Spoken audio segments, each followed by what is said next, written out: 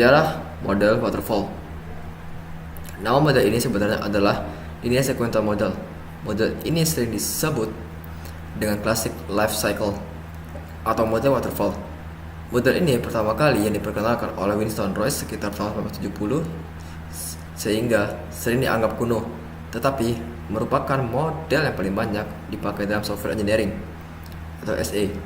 Model ini melakukan pendekatan secara sistematis dan berurutan. Disebut dengan waterfall karena lebih tahap harus menunggu selesainya tahap sebelumnya dan berjalan berurutan. Pengertian waterfall itu adalah kedua yang saya akan jelaskan. Waterfall atau air terjun adalah model yang dikembangkan untuk pengembangan perangkat lunak. Perangkat lunak berkembang secara sistematis dari satu tahap ke tahap lain seperti air terjun. Model ini mengusulkan sebuah pendekatan kepada pengembangan software yang sistematika dan sekuensial. Dari tingkat kemajuan sistem pada seluruh analisis, mode pengujian, pemeliharaan. Model ini melingkupi aktivitas-aktivitas sebagai berikut: biasa dan pemodelan sistem informasi, analisis kebutuhan, desain, coding, dan pengujian pemeliharaan. Model pengembangan ini bersifat linear dari tahap awal pengembangan sistem, yaitu tahap perencanaan, sampai tahap akhir pengembangan sistem, yaitu tahap pemeliharaan. Tahapan berikutnya tidak akan dilaksanakan sebelum tahapan sebelumnya. Selesai dilaksanakan, tidak bisa kembali lagi atau mengulang ke tahap sebelumnya. Baik, selanjutnya saya akan menjelaskan tahapan atau fase dari LSM atau Waterfall Model. Model yang paling umum dalam Waterfall Model ada 5 tahapan. Yang pertama, ada Requirement Definition. Yang kedua, ada System and Software Design-nya. Yang ketiga, ada implementasi dan unit testingnya. Yang keempat, ada integrasi dan sistem testingnya. Dan yang terakhir, ada operasi dan maintenance-nya. Selanjutnya, model waterfall yang paling umum ini dipecah lagi oleh Roger S. Pressman menjadi 6 tahapan. Tahapan yang pertama adalah System Engineering. Tahapan kedua ada analisis. Tahapan ketiga ada desain. Tahapan keempat ada coding dan testing. Tahapan kelima ada implementasi. Dan tahap terakhir ada pemeliharaan.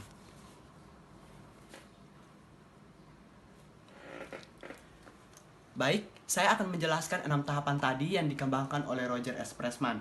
Tahap pertama ada System Information, Engineering, and Modeling, di mana permodelan ini diawali dengan mencari kebutuhan dari keseluruhan sistem yang akan dipakai atau diaplikasikan ke dalam bentuk software atau perangkat lunak.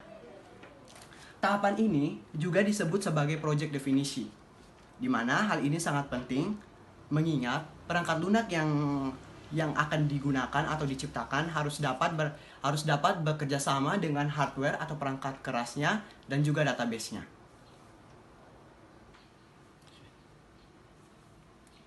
Yang kedua ada tahap Software Requirements Analysis. Proses analisis ini difokuskan kepada perangkat lunak atau software karena untuk mengetahui sifat program yang akan kita buat atau rekayasa perangkat lunak yang akan kita buat, maka para software engineering harus benar-benar mengerti tentang domain fungsi dari perangkat lunak tersebut. Misalnya, fungsi yang dibutuhkan itu apa, terus user interface-nya gimana. Interface yang baik itu harus mampu memberikan pengalaman interaksi yang dapat dimengerti dengan dengan baik oleh pengguna atau user friendly-nya. Dari dua aktivitas tadi, dua tahapan tadi, kita membutuhkan pencarian kebutuhan sistemnya dan softwarenya harus didokumentasikan dan ditujukan kepada pelanggan.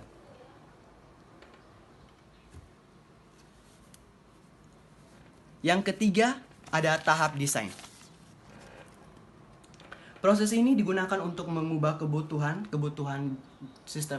atas untuk di atas menjadi representasi ke dalam bentuk blueprint. Blueprint atau cetak biru ini yaitu adalah kerangka kerja terperinci sebagai landasan dalam pembuatan kebijakan tersebut. Desain harus dapat diimplementasikan kebutuhannya yang telah disebutkan pada tahap sebelumnya, yaitu pencarian kebutuhannya dan juga perangkat lunaknya atau softwarenya.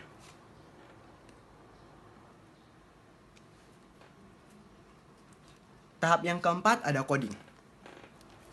Untuk dapat dimengerti oleh mesin atau oleh komputer terkhususnya, bahasa yang akan kita gunakan itu akan diubah lagi ke dalam bahasa komputer, yaitu keadaan ini akan kita buat yaitu dalam bentuk coding, di mana tahap ini merupakan implementasi dari tahap desain yang secara teknis akan dilakukan oleh programmer atau ahli IT.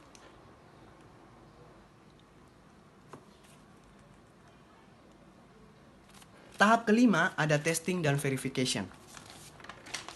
Sesuatu yang dibuat harus kita uji cobakan. Demikian juga dengan software atau perangkat lunak yang akan kita buat.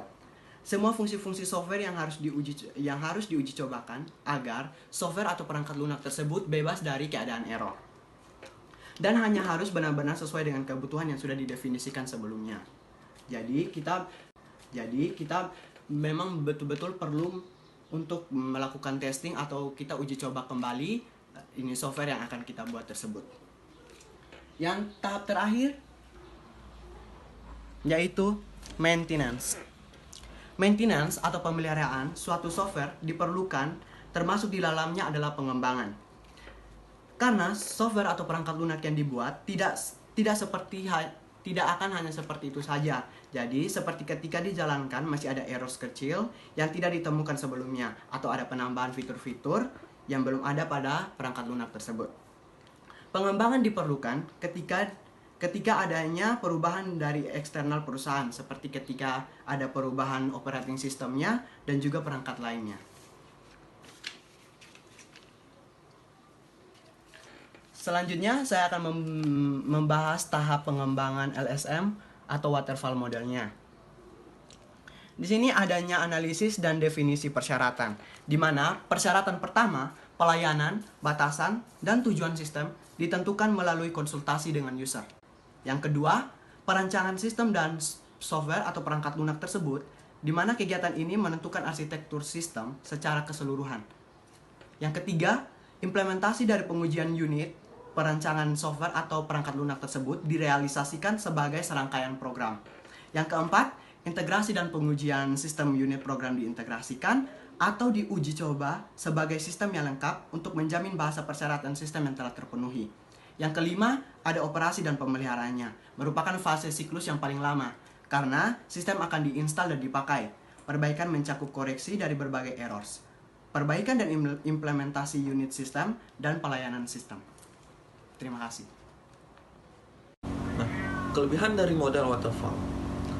Yang pertama, merupakan model pengembang yang paling handal dan paling lama digunakan. Yang kedua, cocok untuk sistem software yang berskala besar. Yang ketiga, cocok untuk sistem software yang bersifat generic. Yang keempat, pengerjaan proyek sistem akan terjadwal dengan baik dan mudah dikontrol. Nah, tentunya, model waterfall ini juga memiliki kelemahan. Yang pertama, waktu pengembangan yang lama. Apa yang menyebabkan hal tersebut? Hal tersebut disebabkan oleh input tahap berikutnya adalah output tahap dari sebelumnya. Nah, jika suatu tahap waktunya molor, maka waktu keseluruhan pengembang juga ikut molor. Yang kedua, biaya yang mahal. Hal ini dikarenakan waktu pengembangan yang lama. Yang ketiga, terkadang perangkat lunak yang dihasilkan tidak akan digunakan karena sudah tidak sesuai dengan kebutuhan bisnis customer. Hal ini juga dikarenakan waktu pengembangan yang lama. Selain itu, dikarenakan waterfall merupakan aliran yang linear, sehingga jika kebutuhan berubah, proses tidak dapat diulangi lagi. Nah, yang keempat, tahap-tahap waterfall tidak dapat berulang, maka model ini tidak cocok untuk permodelan pengembang sebuah proyek yang memiliki kompleksitas tinggi. Nah, yang terakhir, meskipun waterfall memiliki banyak kelemahan yang dinilai cukup fatal, namun model ini memiliki dasar bagi model-model lain yang dikembangkan setelahnya.